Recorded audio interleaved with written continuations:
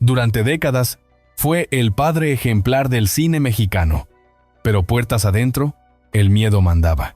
Cuando Fernando Soler murió en 1979, México despidió a un símbolo de autoridad, moral y rectitud. El actor que encarnó al patriarca severo, al hombre justo, al jefe indiscutible de la familia, nadie imaginó que su muerte no cerraría una historia, sino que abriría una grieta inquietante. No dejó testamento, ni una sola instrucción final, como si incluso después de muerto hubiera querido que el silencio siguiera gobernando. Con el paso de los años, comenzaron a surgir testimonios que contrastaban brutalmente con la imagen pública. Su esposa vivía con terror. No golpes, no gritos, algo más perturbador. Control absoluto, silencio impuesto y miedo constante. La mansión Soler, lejos de ser un hogar, funcionaba como una fortaleza donde cada paso, cada palabra y cada risa estaban regulados por una presencia dominante. ¿Qué ocurría realmente dentro de esa casa donde nadie levantaba la voz? ¿Por qué una mujer adulta, respetada, se paralizaba solo al escuchar los pasos de su marido? Hoy vamos a entrar en los secretos que no se filmaron. En la historia del hombre que enseñó disciplina a todo un país, pero gobernó su hogar con un miedo que nadie se atrevió a nombrar. La raíz de todo no está en la fama, ni en el dinero, ni siquiera en el cine. Está mucho antes, en una infancia marcada por el miedo al caos. Para entender al hombre en que se convirtió Fernando Soler, hay que regresar a sus primeros años, cuando el control no era un capricho, sino una estrategia de supervivencia. Fernando nació en una familia de artistas itinerantes. Teatro ambulante, giras interminables, ingresos inestables. Hoy puede sonar romántico, pero en aquel México de principios del siglo XX, significaba incertidumbre constante. Un día había trabajo, al siguiente no. Un día había aplausos, al siguiente hambre. Para un niño, ese vaivén no construye sueños, construye ansiedad. Fernando creció viendo a los adultos improvisar, discutir por dinero, tomar decisiones de último momento. Aprendió muy pronto que el mundo podía desmoronarse sin previo aviso. En ese contexto, Fernando desarrolló una idea que lo acompañaría toda la vida. Si no controlas, pierdes. No fue una reflexión consciente. Fue un reflejo. Mientras otros niños jugaban, él observaba. Mientras otros se dejaban llevar, él calculaba. Necesitaba orden, reglas claras, jerarquías firmes. No para dominar, sino para sentirse a salvo. El problema es que ese mecanismo, útil en la infancia, se volvió peligroso en la adultez. Cuando empezó a trabajar en el teatro formal y luego en el cine, Fernando encontró el escenario perfecto para ese rasgo de carácter. El cine es estructura, guiones, horarios, marcas, disciplina. Él destacaba precisamente por eso. No era el actor más carismático, ni el más emotivo, pero sí el más imponente. Su presencia imponía silencio. Su voz no necesitaba elevarse. Bastaba una mirada. Directores, técnicos y actores jóvenes lo respetaban y lo temían un poco.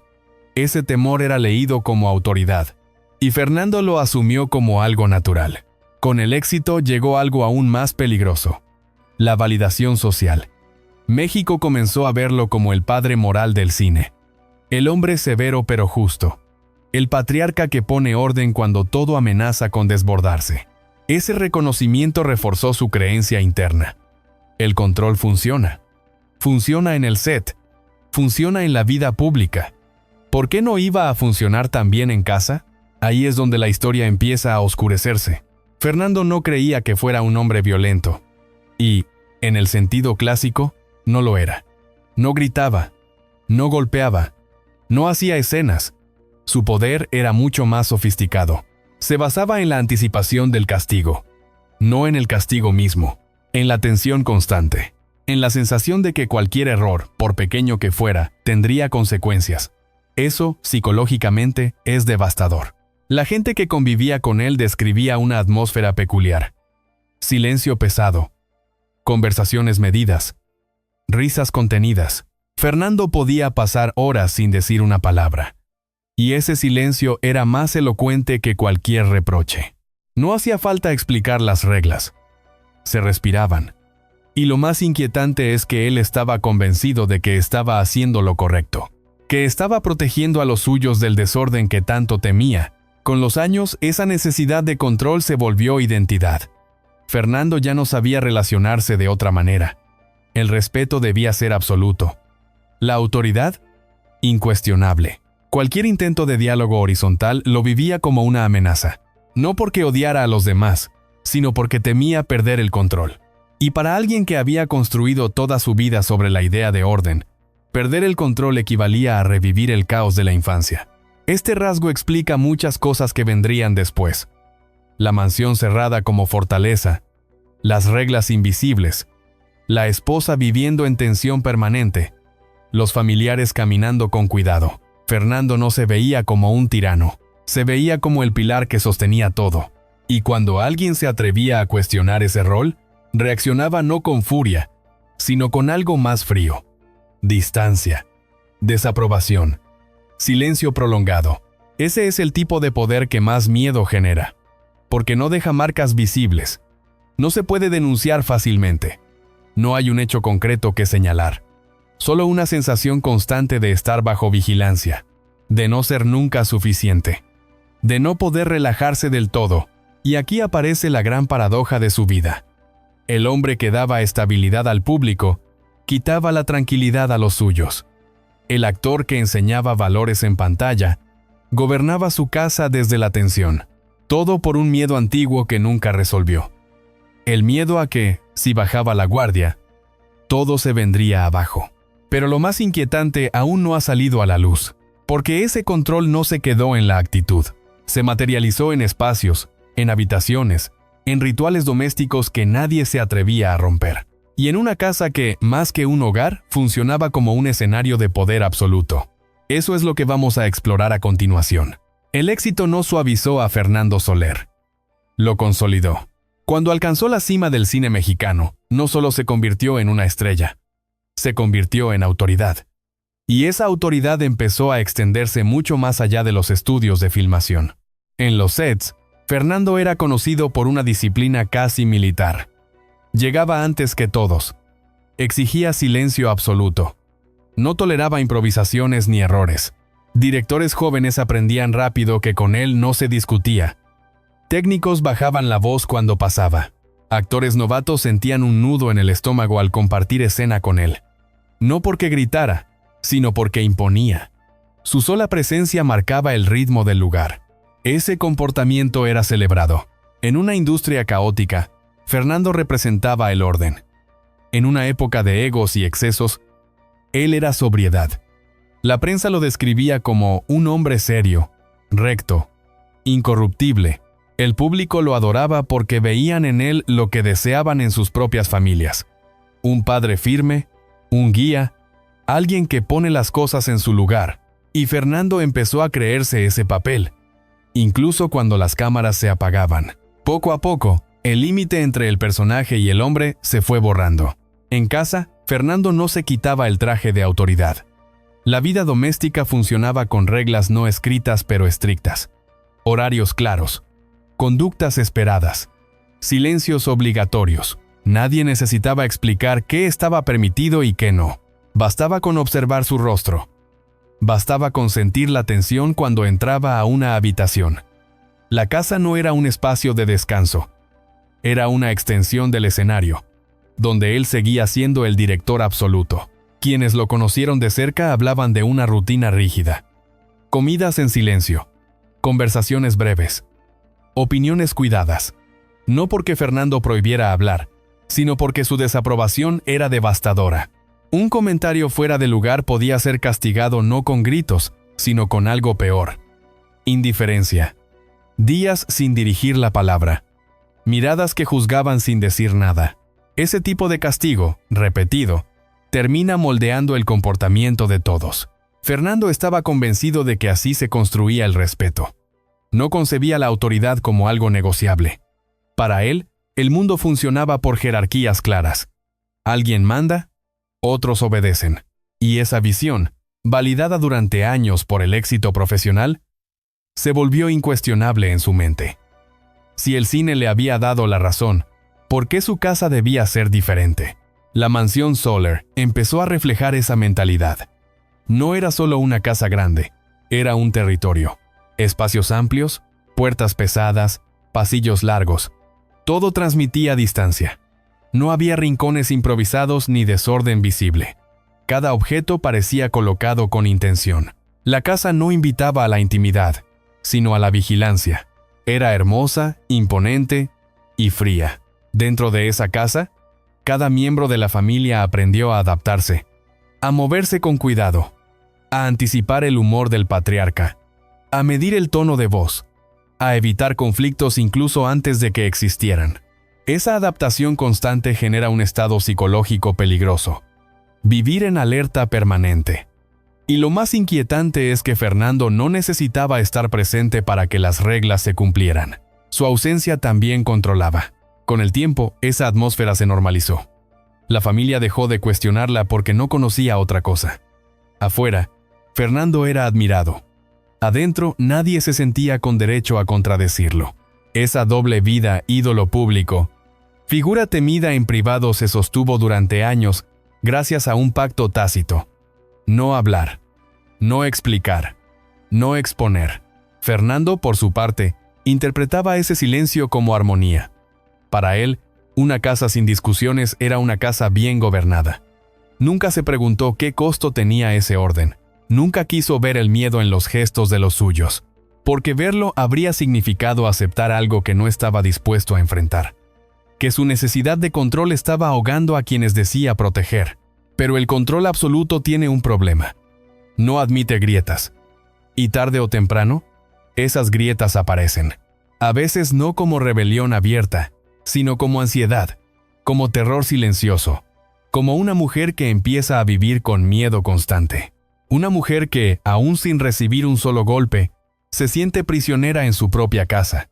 Esa mujer era su esposa, y aunque durante años nadie se atrevió a decirlo en voz alta, dentro de la mansión Soler había alguien que vivía no con respeto, sino con auténtico terror.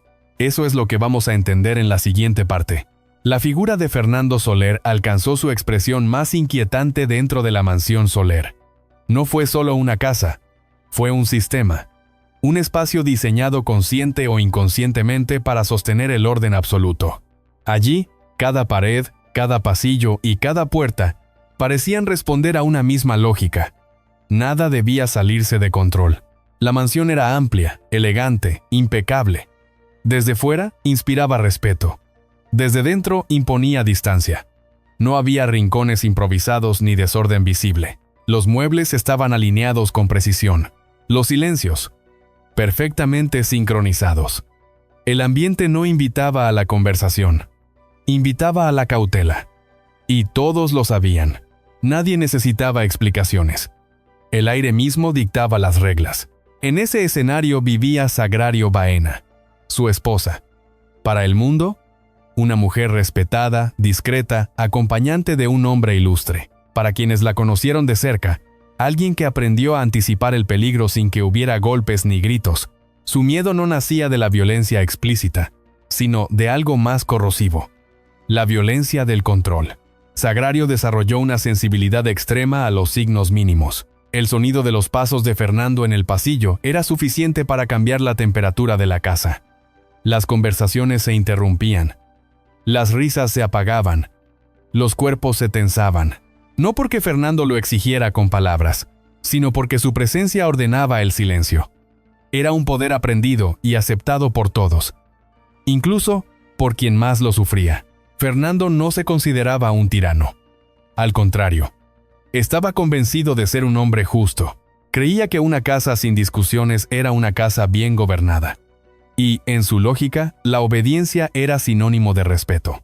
Pero ese respeto se sostenía sobre una base frágil: el miedo a equivocarse. En la mansión Soler, equivocarse no significaba recibir un castigo inmediato.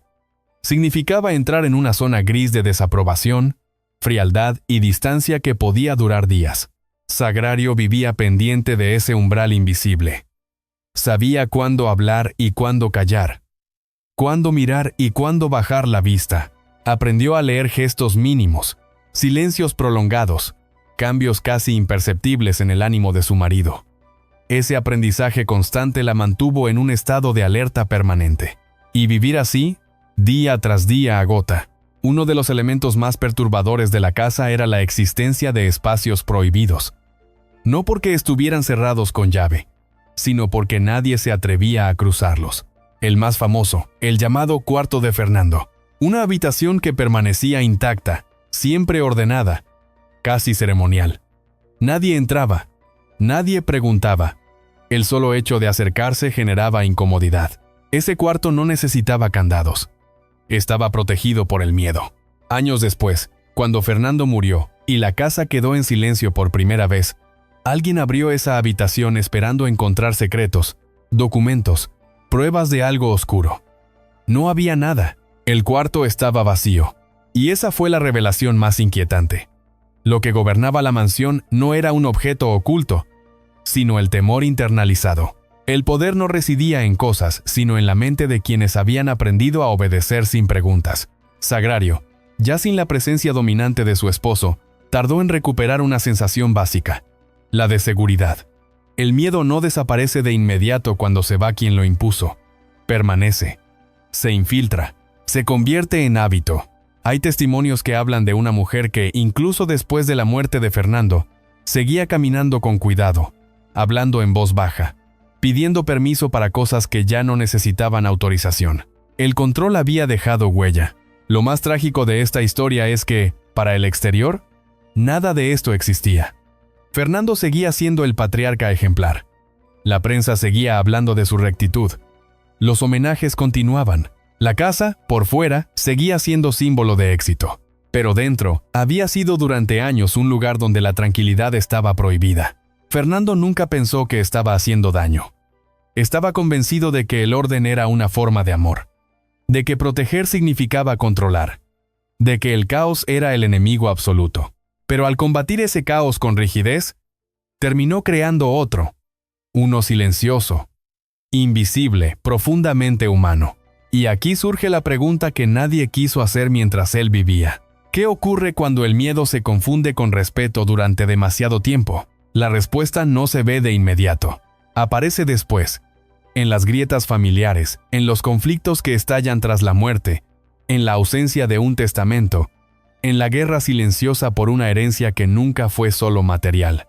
Porque la mansión Soler no guardaba objetos secretos, guardaba una tensión acumulada que estaba a punto de estallar. La vida de Fernando Soler dentro de la mansión alcanzó su punto más delicado en la relación con su esposa, Sagrario Baena. No fue un matrimonio marcado por escándalos visibles ni por violencia explícita. Fue algo más sutil, más profundo, y por eso mismo, más difícil de detectar. Una convivencia sostenida por el miedo silencioso. Sagrario no era una mujer frágil. Había crecido en el ambiente artístico, entendía las exigencias del espectáculo y conocía los sacrificios que implicaba vivir junto a una figura pública. Sin embargo, lo que encontró en su hogar fue una presión constante que no figuraba en ningún contrato ni aparecía en ninguna fotografía oficial. La mansión, con su orden impecable, funcionaba como un recordatorio permanente de quién mandaba. Y quien mandaba no necesitaba levantar la voz. El miedo de Sagrario no nacía de episodios aislados, sino de una suma de gestos cotidianos. El tono con el que Fernando pedía algo. La pausa antes de responder. El silencio prolongado después de una mínima discrepancia. Con el tiempo, ella aprendió que la anticipación era la única defensa. Anticipar el humor, el cansancio, la tolerancia del patriarca. Anticipar incluso lo que no se decía. Ese ejercicio constante la fue desgastando hasta convertir la calma en una rareza. En la casa, todo estaba medido. Las visitas eran escasas y cuidadosamente seleccionadas. Las conversaciones, breves. Las opiniones, prudentes. Sagrario entendió que su papel no era opinar, sino acompañar sin perturbar. Cada día se convertía en un ensayo de autocontrol. Y lo más inquietante es que esa dinámica se volvió tan normal que dejó de parecer una anomalía. El miedo se naturaliza cuando se prolonga. Fernando, convencido de su rectitud, interpretaba ese orden como armonía. Para él, una casa silenciosa era una casa en paz. Nunca se detuvo a pensar que el silencio puede ser una forma de grito, que la ausencia de conflicto no siempre indica bienestar, sino a veces resignación. Sagrario, por su parte, dejó de expresar necesidades. Aprendió a reducir su mundo para no incomodar, a vivir en un espacio donde cada paso era calculado. Hay testimonios que señalan un detalle revelador. El sonido de los pasos de Fernando bastaba para que Sagrario cambiara de actitud. No hacía falta una orden. El cuerpo reaccionaba solo. Ese tipo de reacción no se aprende de un día para otro. Se instala tras años de tensión acumulada. Y cuando el cuerpo aprende a temer, la mente deja de discutir. El miedo se vuelve reflejo. La mansión tenía reglas invisibles. Puertas que no se abrían. Habitaciones que no se cruzaban. Objetos que no se movían. No porque estuvieran prohibidos explícitamente, sino porque nadie se atrevía. Sagrario sabía que cualquier alteración del orden podía ser leída como desafío. Y el desafío, en ese hogar, se castigaba con distancia emocional, con frialdad, con una desaprobación que duraba días y que pesaba más que cualquier palabra dura. Este clima afectó la salud emocional de Sagrario. Vivir en vigilancia constante provoca ansiedad, agotamiento y una sensación de encierro que no se ve desde fuera. A ojos del público, ella era la esposa del gran actor, la mujer elegante que lo acompañaba en actos y estrenos. Puertas adentro, era alguien que nunca se sentía del todo segura. El hogar no era refugio, era escenario. Fernando jamás aceptó la idea de que su comportamiento fuera dañino. Estaba convencido de que la disciplina era una virtud, de que el respeto se imponía, de que la familia debía funcionar como una estructura sólida, sin fisuras. No entendía o no quería entender que esa solidez se había construido a costa del bienestar de quienes vivían con él. Y así, la relación se sostuvo durante años sobre una base de temor callado. Cuando Fernando murió, muchos pensaron que el miedo desaparecería con él. No fue así. El miedo, cuando se ha instalado durante tanto tiempo, sobrevive a la ausencia. Sagrario tardó en recuperar gestos simples. Hablar sin medir cada palabra. Caminar sin escuchar pasos. Decidir sin pedir permiso. El control había dejado una huella profunda, invisible, pero persistente. Y entonces ocurrió algo revelador. Tras la muerte de Fernando, la casa por primera vez quedó en silencio real. Un silencio distinto, sin tensión. Fue en ese momento cuando la familia empezó a notar lo que antes no podía nombrar. El orden que los había mantenido unidos también los había asfixiado. La mansión ya no imponía respeto. Imponía preguntas, porque si durante años nadie se atrevió a hablar, ¿qué pasaría ahora que el patriarca no estaba para imponer silencio? ¿Qué secretos saldrían a la superficie cuando la autoridad se hubiera ido? ¿Y por qué Fernando, obsesionado con el control, no dejó un testamento que ordenara su legado? La respuesta a esas preguntas no tardaría en llegar, y cuando lo hiciera, demostraría que el miedo, una vez sembrado, no desaparece. Se transforma en conflicto. La muerte de Fernando Soler no trajo la paz que muchos esperaban. No fue un cierre. Fue el inicio de algo mucho más inquietante. Porque cuando el hombre que controló cada detalle de su vida desapareció, quedó al descubierto una ausencia imposible de ignorar. No había testamento. Para alguien que había pasado décadas ordenándolo todo: personas, espacios, rutinas, silencios, no dejar instrucciones finales parecía un error inconcebible. Pero no lo fue. La ausencia de testamento fue, en sí misma, un último acto de control. Fernando murió sin decir quién debía heredar. ¿Quién decidiría? ¿Quién tendría la última palabra? Y esa omisión fue devastadora. La mansión Soler, que durante años funcionó como una fortaleza disciplinada, se transformó en un territorio ambiguo. Por primera vez nadie sabía exactamente qué estaba permitido y qué no. Las reglas invisibles seguían flotando en el aire, pero ya no había una voz que las confirmara. Ese vacío generó algo nuevo y peligroso: incertidumbre. Y la incertidumbre, en una familia acostumbrada a obedecer, se convirtió rápidamente en conflicto. Los familiares comenzaron a hablar, por primera vez. No en voz alta, no de inmediato, pero sí lo suficiente para que viejas tensiones emergieran. Reclamos acumulados durante años encontraron una rendija por donde salir. Personas que nunca se habían atrevido a contradecir a Fernando empezaron a expresar dudas, resentimientos, versiones distintas de la historia. La autoridad había muerto, pero su sombra seguía allí dividiendo. La disputa no fue solo por bienes materiales, fue por interpretaciones. ¿Qué habría querido Fernando? ¿Quién era realmente su heredero moral? ¿Quién tenía derecho a decidir sobre la casa, sobre el nombre, sobre la memoria? Cada respuesta implicaba poder, y por primera vez ese poder estaba en disputa. La mansión se convirtió en un escenario tenso. Habitaciones que antes nadie cuestionaba ahora eran reclamadas. Objetos que parecían intocables se discutían. El silencio que antes imponía orden ahora generaba sospecha. Cada gesto era analizado, cada palabra, potencialmente ofensiva. El miedo que había mantenido todo unido empezó a fragmentarse en bandos. Sagrario, su esposa, quedó en el centro de esa tormenta.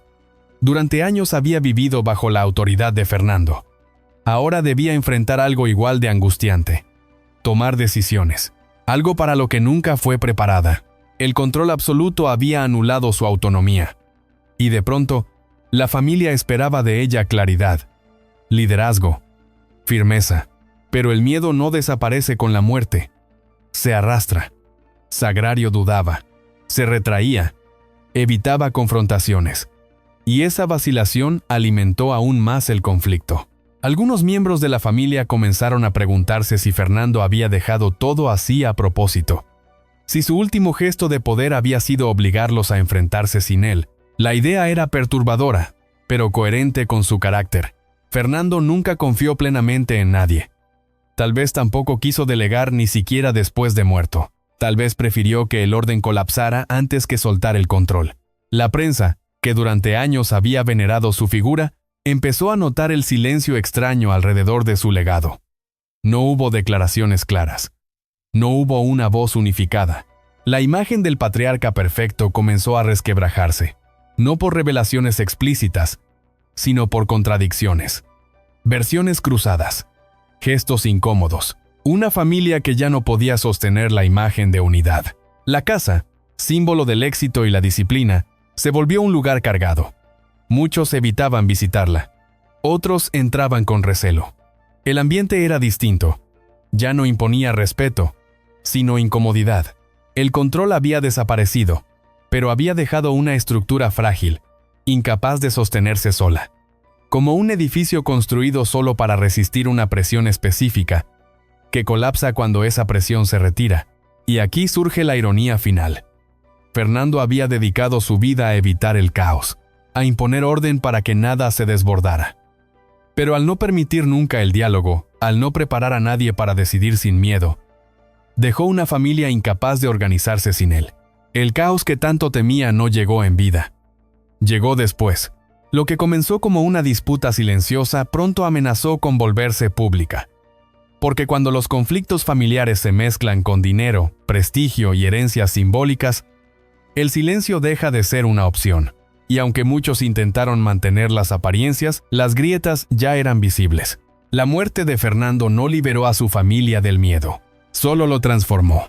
Y mientras la mansión se llenaba de tensiones no resueltas, una pregunta empezó a tomar forma. Cada vez más clara, cada vez más incómoda. ¿Qué ocurre cuando una familia construida sobre el miedo tiene que aprender, de golpe, a vivir sin él? La respuesta no sería tranquila, y lo que vendría después pondría en duda no solo el legado de Fernando Soler, sino el verdadero significado de autoridad, respeto y silencio. Con el paso de los meses, quedó claro que el problema no era solo la falta de un testamento. Era algo más profundo, más corrosivo. Nadie sabía quién era sin la autoridad de Fernando Soler. La familia no estaba discutiendo únicamente por bienes o espacios. Estaba enfrentándose por primera vez a una pregunta que durante décadas nadie se atrevió a formular. ¿Qué lugar ocupamos cuando el patriarca ya no está? Durante años, Fernando Soler había sido el eje absoluto. Su presencia ordenaba, su silencio disciplinaba, su mirada imponía límites. Cuando murió, no dejó un vacío neutro, sino un vacío cargado. un espacio lleno de tensiones acumuladas, palabras no dichas y resentimientos cuidadosamente reprimidos. Y ese vacío empezó a reclamar respuestas. Los miembros de la familia comenzaron a posicionarse. Algunos defendían la idea de honrar a Fernando manteniendo intactas sus reglas, incluso después de muerto. Otros, por primera vez, se permitían cuestionarlas. Aparecieron frases que antes habrían sido impensables. Siempre fue demasiado duro. Nunca nos dejó decidir. Vivimos con miedo. No se decían en público, pero ya no podían borrarse del pensamiento colectivo. La mansión Soler se transformó en un territorio emocionalmente dividido. Cada habitación parecía cargar recuerdos distintos según quien la mirara. Para unos, era símbolo de orgullo. Para otros, escenario de opresión silenciosa. Caminar por esos pasillos era, para muchos, como revivir una tensión antigua. La casa ya no imponía orden, provocaba ansiedad. Surgieron conflictos pequeños que rápidamente se volvieron grandes. Decisiones cotidianas: quién usaba un espacio, qué objetos podían moverse, qué recuerdos podían tocarse, se convirtieron en batallas simbólicas. Porque en el fondo no se discutía una mesa o un cuadro, sino algo mucho más delicado: el derecho a existir sin miedo. Cada desacuerdo era una forma tardía de rebelión. Sagrario, la esposa de Fernando, quedó atrapada entre dos mundos. Por un lado, la lealtad a un hombre con el que había vivido décadas bajo reglas inquebrantables. Por otro, la sensación creciente de que ese orden había dejado heridas profundas. Durante años, había aprendido a no decidir, a no confrontar, a no incomodar. Ahora, la familia le pedía liderazgo, y ella no sabía cómo ejercerlo sin la figura que siempre había marcado el camino, incluso cuando ese camino dolía. Algunos familiares comenzaron a alejarse, no por falta de amor, sino por necesidad de respirar. La herencia emocional era demasiado pesada. Otros, en cambio, se aferraron al apellido Soler como si fuera una armadura. Defender la figura de Fernando se convirtió, para ellos, en una forma de proteger su propia identidad. Admitir que había sido temido significaba aceptar que habían vivido una vida condicionada por el miedo. La prensa empezó a notar el distanciamiento. Ya no había apariciones conjuntas. Ya no había discursos claros sobre el legado. La imagen de familia sólida empezó a fragmentarse en silencio. Y ese silencio, esta vez, no protegía a nadie. Solo alimentaba la sospecha de que detrás del mito había una historia más oscura. Lo más perturbador fue descubrir que muchos comportamientos de Fernando se habían replicado inconscientemente en la siguiente generación. La rigidez, el miedo a equivocarse, la dificultad para expresar emociones, el control aprendido se había convertido en herencia invisible. Incluso sin el patriarca, la estructura seguía funcionando, pero de forma defectuosa, dañina. Algunos comenzaron a preguntarse si Fernando había sido consciente del daño que causaba, si alguna vez dudó, si alguna vez pensó en cambiar. La falta de testamento, reinterpretada a la luz de estos conflictos, empezó a verse no como un descuido, sino como un último gesto ambiguo. ¿Fue incapacidad de soltar? ¿Fue castigo? ¿O fue simplemente coherencia con una vida entera dedicada a no delegar jamás? Las respuestas no eran claras. Y quizás nunca lo serían, porque Fernando se había llevado consigo cualquier explicación. Lo único que dejó fue una familia enfrentada a una verdad incómoda. El respeto impuesto no construye vínculos sólidos, construye dependencia y miedo. Y cuando esa dependencia se rompe, el derrumbe es inevitable. Este fue el momento en que algunos decidieron hablar, aunque fuera en privado. Compartir recuerdos. Nombrar el terror. Reconocer el desgaste emocional, no para destruir el legado artístico de Fernando, sino para entender el costo humano que tuvo. Porque solo entendiendo ese costo era posible imaginar un futuro distinto. Pero hablar tiene consecuencias. Y cuando las verdades empiezan a circular, aunque sea en voz baja, ya no hay vuelta atrás. En la siguiente parte, esa tensión contenida dejará de ser solo familiar. Porque cuando los silencios duran demasiado, tarde o temprano buscan una salida. El silencio que durante décadas había protegido la imagen de Fernando Soler empezó por primera vez a resquebrajarse desde dentro. No fue una explosión pública ni una denuncia frontal. Fue algo más inquietante. Los testimonios comenzaron a coincidir. Personas distintas, en momentos distintos, decían lo mismo sin haberse puesto de acuerdo. Y cuando las historias encajan demasiado bien, el mito ya no puede sostenerse intacto. Todo comenzó con conversaciones privadas, reuniones familiares a puerta cerrada, charlas largas, incómodas, en las que alguien se atrevía a decir en voz baja lo que durante años solo había pensado: «Yo también tenía miedo». Esa frase, repetida una y otra vez, actuó como detonador, porque el miedo compartido deja de ser vergüenza individual y se convierte en experiencia colectiva. Al principio muchos se resistieron. Defender a Fernando era más fácil que aceptar lo vivido. Admitir el terror significaba aceptar que la autoridad que los había definido también los había dañado. Para algunos, eso era insoportable. Preferían seguir llamándolo carácter fuerte, disciplina, forma de ser. Pero esas palabras empezaron a sonar huecas cuando se comparaban los recuerdos. Pasos en el pasillo, silencios que paralizaban, miradas que ordenaban sin hablar. La mansión Soler se convirtió entonces en un espacio de memoria conflictiva. Cada habitación guardaba versiones distintas del pasado. Donde uno veía orden, otro recordaba angustia. Donde uno sentía orgullo, otro sentía opresión. Y lo más perturbador fue descubrir que nadie había estado solo en su miedo. Todos lo habían vivido, pero nadie lo había nombrado. Surgieron relatos que jamás habían salido de esas paredes. Episodios aparentemente pequeños, pero repetidos hasta volverse significativos. Una cena en silencio absoluto. Una visita cancelada sin explicación. Una decisión tomada unilateralmente. Nada que, aislado, pareciera grave. Todo que, en conjunto, dibujaba un patrón claro. Control sistemático. No para destruir, sino para dominar. No para humillar públicamente, sino para mantener el orden a cualquier precio. Algunos familiares comenzaron a preguntarse si Fernando había sido consciente del impacto real de su comportamiento. Si alguna vez dudó. Si entendía que el miedo no genera respeto verdadero. Pero esas preguntas no encontraban respuesta. Fernando se había llevado consigo cualquier posibilidad de explicación. Y esa ausencia de respuesta alimentó la inquietud. La figura pública empezó a sentirse distante, casi ajena. Ver sus películas ya no era igual. Para algunos, sus personajes autoritarios resultaban inquietantemente familiares. Para otros, seguían siendo obras maestras, separadas del hombre. La familia se dividió incluso en la forma de recordarlo. Y esa división fue dolorosa, porque no se trataba solo de cine, sino de identidad. Al mismo tiempo, apareció un temor nuevo. El temor a que esta historia saliera a la luz. No por vergüenza, sino por miedo a la reacción del público.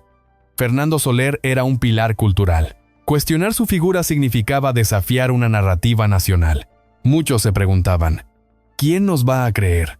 ¿Quién aceptaría que el padre de México fue, en privado, una figura temida? Ese miedo al descrédito mantuvo el silencio un tiempo más.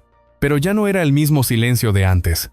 Ya no protegía, oprimía, porque ahora había conciencia. Y cuando la conciencia despierta, callar duele más que hablar. Algunos familiares empezaron a tomar distancia, a reconstruir su vida lejos del apellido, lejos de la mansión, lejos del peso simbólico. Otros se aferraron aún más al legado, como si defenderlo fuera la única forma de no derrumbarse. La tensión creció cuando surgió una idea impensable años atrás: contar la historia completa, no para destruir a Fernando, sino para entenderlo, para explicarse a sí mismos por qué el miedo había sido tan presente, para romper la herencia emocional que amenazaba con repetirse. Esa idea generó pánico, porque una vez que se abre la puerta de la verdad, no se puede controlar lo que entra ni lo que sale. Las discusiones se intensificaron. ¿Qué se dice? ¿Qué se calla? ¿Hasta dónde llega la memoria privada y dónde empieza la responsabilidad pública? Nadie tenía respuestas claras, pero todos sentían que algo estaba a punto de cambiar. El silencio ya no era sostenible. La historia pedía ser contada, aunque fuera incompleta, aunque doliera. Y ahí apareció la mayor ironía de todas. Fernando había pasado su vida intentando evitar el caos, y sin embargo, al no permitir nunca la expresión libre, había sembrado una tormenta que solo podía estallar después de su muerte. El miedo reprimido durante décadas buscaba salida. Y cuando el miedo busca salida, no pide permiso. Lo que vendría después no sería una confesión ordenada ni una revelación controlada. Sería un proceso desordenado, fragmentado, humano, con versiones distintas, con contradicciones, con dolor, pero también con algo nuevo: la posibilidad de respirar sin miedo. En la siguiente parte, esa tensión saldrá definitivamente del ámbito privado, porque cuando una familia empieza a hablar, el mundo exterior siempre termina escuchando. Cuando el silencio deja de ser privado, se vuelve inevitablemente público. Y eso fue exactamente lo que ocurrió con la historia de Fernando Soler. Lo que durante décadas había sido un murmullo contenido dentro de la familia, comenzó a filtrarse, no como una denuncia formal, sino como una incomodidad evidente que ya no podía ocultarse. Todo empezó de manera casi imperceptible. Un comentario ambiguo en una entrevista, una frase inconclusa en una conversación fuera de cámara, un gesto tenso cuando alguien mencionaba la mansión Soler. Para el público general, eran detalles sin importancia, pero para quienes conocían la historia desde dentro, esas señales eran claras. Algo se estaba resquebrajando. La prensa cultural comenzó a notar la ausencia de un discurso unificado. Ya no había una versión oficial clara sobre Fernando Soler como patriarca irreprochable. Algunos lo recordaban con admiración absoluta, otros con un respeto distante, casi incómodo. Ese contraste llamó la atención. Porque los mitos funcionan mientras todos repiten la misma historia. Cuando aparecen fisuras, la curiosidad se activa. Sin embargo, nadie se atrevía a formular la pregunta directa. No todavía. Fernando Soler no era cualquier actor. Era un pilar del imaginario nacional. Cuestionarlo significaba desafiar no solo a una familia, sino a una época entera, a los valores de autoridad, disciplina y silencio que muchos crecieron admirando. Y eso generaba resistencia. Dentro de la familia, la tensión aumentó. Algunos temían que la verdad, si salía a la luz, destruiría todo por lo que habían luchado. Otros sentían que seguir callando era traicionar su propia experiencia. Las discusiones ya no eran solo emocionales, eran estratégicas. ¿Qué se podía decir sin dañar el legado artístico? ¿Qué debía permanecer privado? ¿Quién tenía derecho a hablar? La figura de Fernando comenzó a dividir incluso a quienes lo habían amado. Ver sus películas ya no era un acto inocente. Para algunos, sus personajes autoritarios se volvieron perturbadores. Para otros, seguían siendo ficción, separada del hombre real.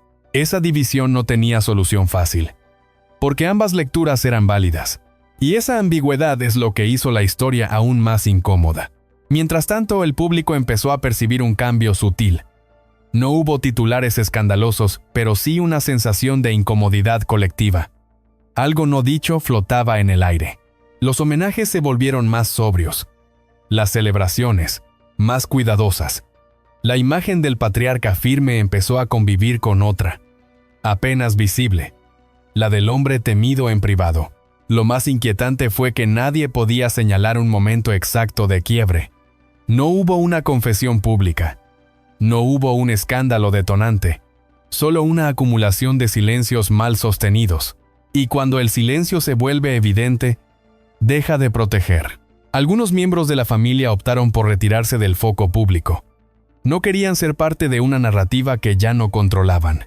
Otros intentaron reforzar la imagen tradicional, insistiendo en la figura del Fernando disciplinado, producto de su tiempo. Esa defensa, lejos de cerrar el tema, lo mantuvo vivo. Porque cada intento de negar abría nuevas preguntas. El apellido Soler, antes sinónimo de respeto incuestionable, comenzó a generar debate. No rechazo, no condena, sino revisión. Y revisar un mito siempre es peligroso, porque implica aceptar que la historia oficial es incompleta, que detrás del orden puede haber miedo, que detrás del respeto puede haber silencio impuesto. Y entonces apareció el temor final, que alguien, cansado de ambigüedades, decidiera hablar con claridad, que un testimonio directo, sin filtros, rompiera definitivamente el pacto tácito. Ese temor recorría a la familia como una sombra, porque una vez que la verdad se dice sin rodeos, ya no hay vuelta atrás. La historia de Fernando Soler había entrado en una fase nueva y delicada. Ya no era solo una cuestión familiar ni un debate interno. Era una pregunta abierta al público. ¿Podemos admirar una obra sin mirar el costo humano que pudo tener? Esa pregunta no tiene respuesta simple. Y precisamente por eso, la tensión no disminuyó. Al contrario, se intensificó. Porque cuando un mito empieza a ser cuestionado, el siguiente paso es inevitable. Alguien va a hablar. Y cuando eso ocurra, no solo cambiará la percepción de Fernando Soler, sino la forma en que entendemos la autoridad, el respeto y el silencio en toda una generación. Eso es lo que está a punto de suceder. El momento que muchos temían llegó sin anuncio previo. No fue una conferencia de prensa ni un titular explosivo. Fue una voz que decidió no callar más.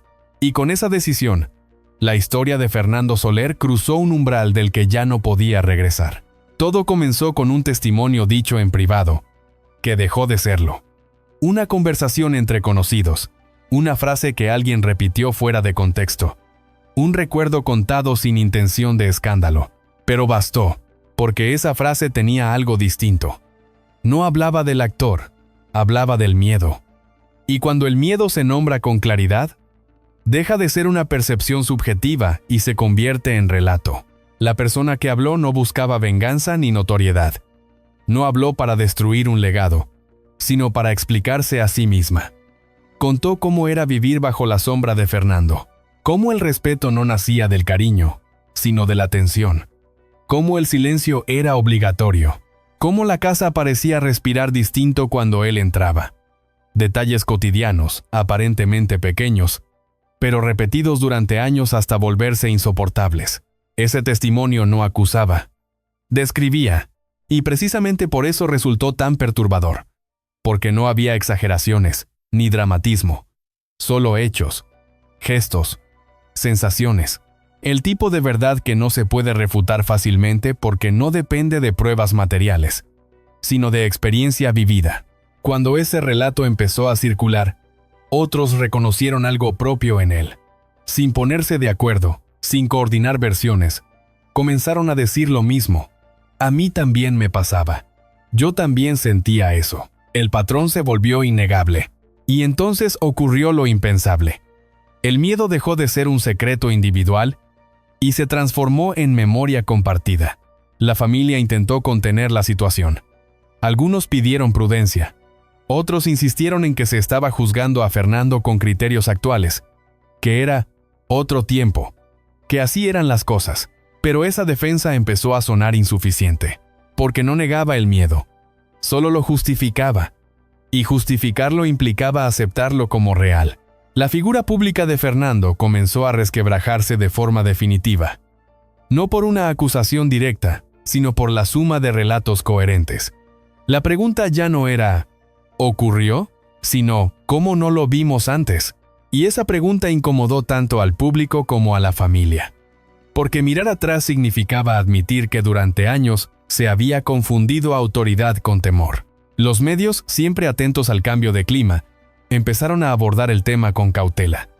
No hablaban de escándalo, hablaban de revisión histórica, de contexto, de matices, pero aún así, el efecto fue poderoso. La imagen del patriarca perfecto se volvió más compleja, más humana y más inquietante. Porque aceptar esa complejidad implicaba aceptar que el respeto impuesto deja cicatrices invisibles. Dentro de la familia, las consecuencias fueron profundas. Viejas alianzas se rompieron. Nuevas distancias se marcaron. Algunos se sintieron traicionados por quien habló. Otros, aliviados. Por primera vez, alguien había dicho en voz alta lo que muchos pensaban en silencio. Y eso, aunque doloroso, abrió una puerta que ya no podía cerrarse. El miedo más grande ya no era el qué dirán. Era otro. ¿Qué hacemos ahora con esta verdad? ¿Se puede seguir honrando la obra sin negar el daño? ¿Se puede recordar al artista sin silenciar a quienes vivieron con él? Nadie tenía respuestas claras, pero todos entendían que el pacto de silencio había terminado.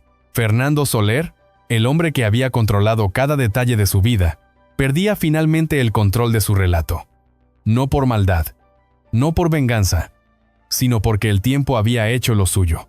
Porque las verdades reprimidas no desaparecen, esperan.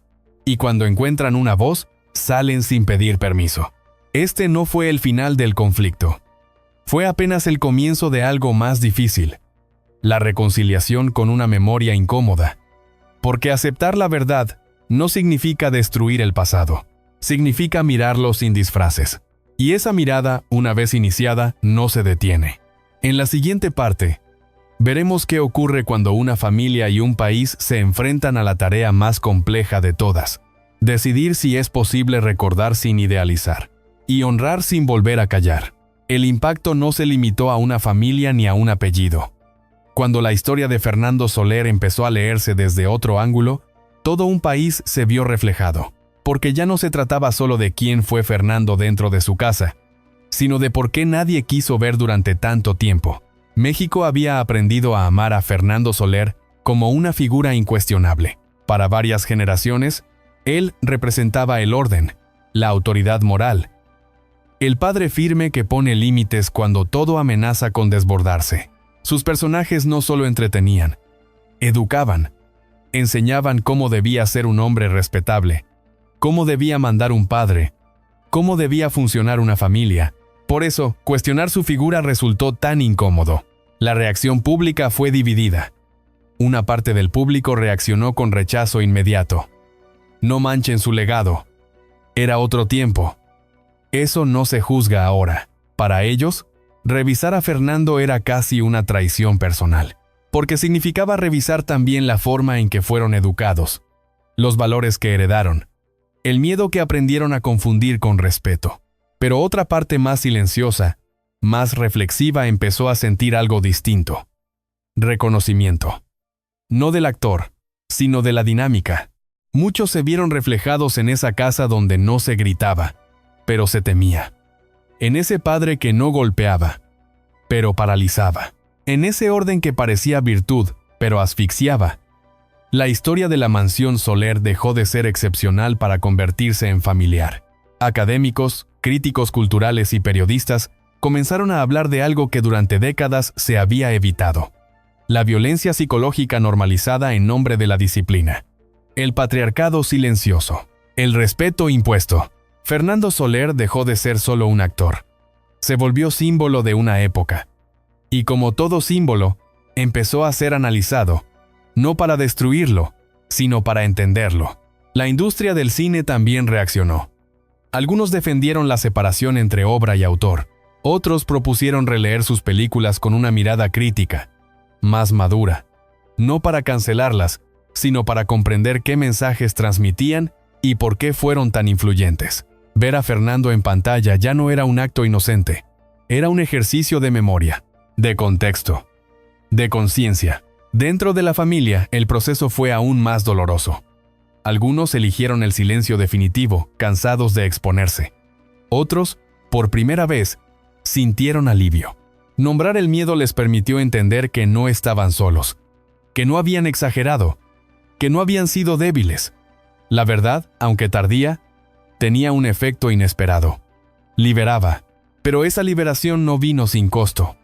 Hubo distancias irreparables, relaciones que no sobrevivieron a la revisión del pasado, porque no todos estaban preparados para aceptar que el orden que veneraban había sido también una forma de opresión. Para algunos, seguir defendiendo a Fernando era la única manera de no derrumbarse. Admitir el daño significaba admitir que habían vivido bajo una autoridad injusta, y eso duele. A nivel social, la conversación se amplió. La historia de Fernando Soler se convirtió en punto de partida para hablar de miles de hogares similares. Casas donde no había golpes, pero sí miedo. Donde el padre no gritaba, pero controlaba. Donde el silencio era la norma y la tranquilidad una ilusión. El mito individual abrió la puerta a una verdad colectiva. Y ahí apareció la pregunta más difícil de todas. ¿Qué hacemos con nuestros ídolos cuando dejan de ser perfectos? Algunos optaron por descartarlos. Otros, por defenderlos a cualquier precio. Pero hubo quienes eligieron un camino más complejo. Aceptar la contradicción. Reconocer que Fernando Soler fue un gran actor. Y al mismo tiempo, un hombre que ejerció un control dañino en su intimidad. Que una cosa no cancela la otra. que la grandeza artística no garantiza salud emocional. Esa mirada exige madurez, exige renunciar a las historias simples, exige aceptar que las figuras que nos formaron también estaban formadas por miedos no resueltos. Y ese ejercicio, aunque incómodo, es necesario para no repetir los mismos patrones. La revisión del legado de Fernando Soler no cerró heridas de inmediato, pero abrió un espacio nuevo, el de la conversación honesta, el de la memoria sin idealización, el de la posibilidad de decir, esto pasó, y no queremos que vuelva a pasar. Sin embargo, aún quedaba una pregunta pendiente. Una pregunta que no tiene que ver con Fernando, ni con su familia, ni siquiera con el cine. Tiene que ver con nosotros. Porque si durante décadas aplaudimos ese modelo de autoridad, ¿qué responsabilidad tenemos en haberlo normalizado? Esa es la reflexión final que esta historia nos obliga a enfrentar. Y es ahí donde todo converge. En la última parte, cerraremos este viaje incómodo pero necesario. No para juzgar, sino para entender qué nos enseña el silencio, cuando por fin deja de mandar. La historia de Fernando Soler no se cierra con una acusación ni con un veredicto definitivo. Se cierra si es que puede cerrarse con una comprensión más profunda y, sobre todo, más incómoda.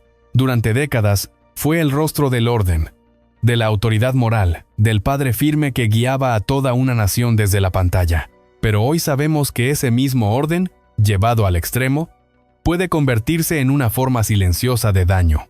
Esta no es una historia para destruir legados, sino para humanizarlos. Fernando Soler fue un producto de su tiempo, de una cultura que confundió respeto con miedo y disciplina con control absoluto. Su error no fue querer imponer orden, sino no permitir nunca el diálogo. Y ese error dejó huellas que sobrevivieron incluso a su muerte. La mansión Soler ya no es solo un lugar físico, es un símbolo. El símbolo de lo que ocurre cuando el silencio gobierna durante demasiado tiempo. Cuando nadie se atreve a hablar. Cuando la autoridad no se cuestiona. Porque el silencio puede sostener una imagen, pero también puede romper una familia. Al final, esta historia nos deja una lección que va más allá de un nombre famoso.